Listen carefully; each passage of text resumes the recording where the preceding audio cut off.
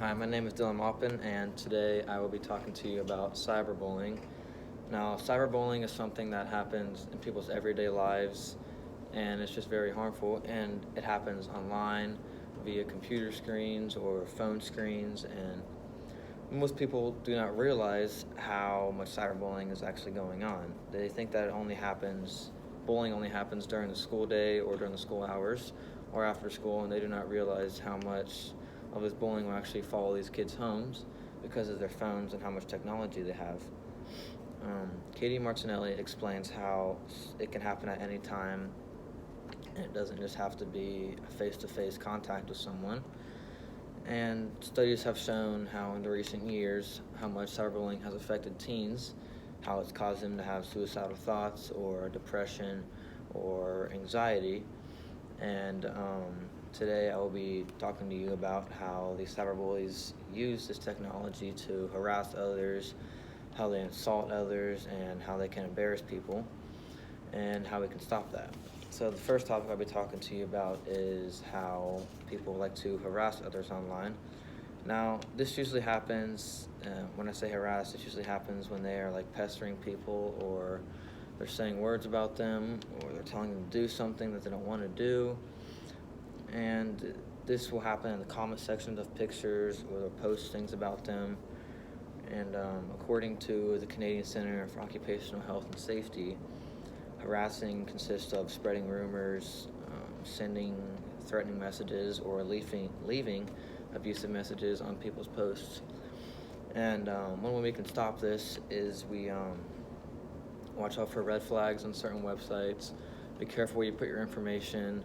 And when I say red flags, I mean like don't go to websites where people have been bullied before, or don't give your information to that website, or just don't go onto it at all.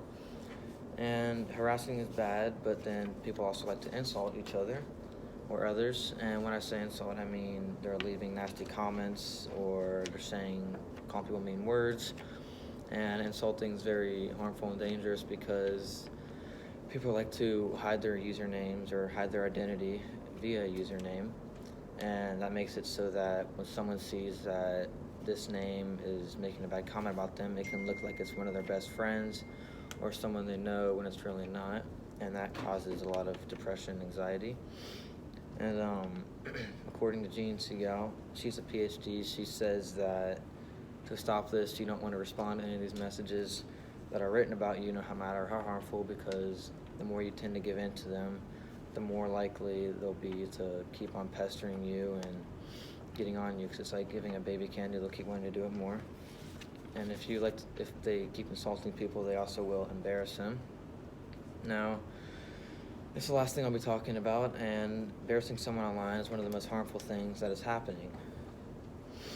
This is very dangerous, and who are the people who are being embarrassed? Because everyone can see it online, and say they post a picture, or they can find a flaw in the picture, and that can be very embarrassing to them, because everyone will see it, and then when they're embarrassed online, then they will go to school the next day, and then they'll still be getting embarrassed, because the bullying will not only happening on the cyberbullying, but also be happening at school, and that's very dangerous. And a recent study from the U.S. Department of Health has shown how it's embarrassing and can consist of including personal information, or they share their personal information, and that's why they can be embarrassed so easily.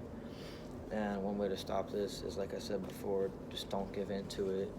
Just leave it alone, or just delete the app altogether, and just get off your computer or your phone and just delete it. And in conclusion, we have seen how today cyberbullying is very real, and how it has caused many problems throughout today's society, and how people have killed themselves or been depressed, and they can't go outside anymore, can't go to school because of this. And we need to put an end to all this cyberbullying, and we need to stop it. And my visual aid is a phone, because on the phones is where most of it happens, on apps like Snapchat or Instagram or Twitter or Facebook. And on these apps, people can post pictures, they can leave comments, they can do whatever, and that just leads to more cyberbullying. Thank you. Nice.